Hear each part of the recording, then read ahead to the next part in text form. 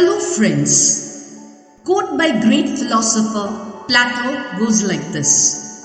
The first and the best victory is to conquer self.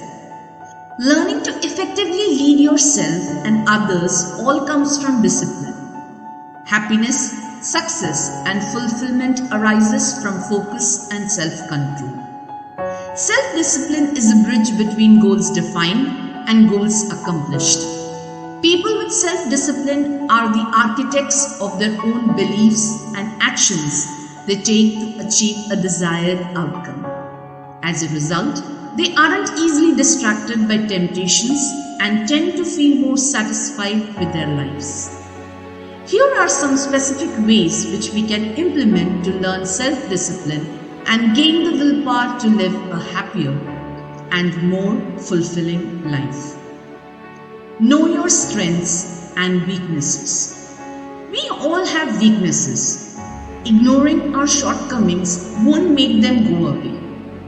Know your strengths, but more importantly, take responsibility of your flaws. You can't overcome them until you do it. Recognizing your weaknesses is the first step to create positive change. Remove temptations. Like the saying goes, out of sight, out of mind. It may seem silly, but this phrase offers powerful advice. By simply removing the biggest temptations from your environment, you will greatly improve your self-discipline. The fewer distractions you have, the more focused you will be on accomplishing your goals. Set clear goals and have an execution plan. If you hope to achieve greater degrees of self-discipline, you must have a clear vision of what you hope to accomplish, just like any goal. Remember to prioritize. A clear plan helps to time-bound steps you must take to reach your goals. Create a mantra to keep yourself focused. Practice daily. We aren't born with self-discipline. It's a learned behavior. And just like any other skill you want to master, it requires daily practice and repetition. It must become habitual. The bigger the temptation or decision, the more challenging it can feel to tackle, which requires lots of self-control.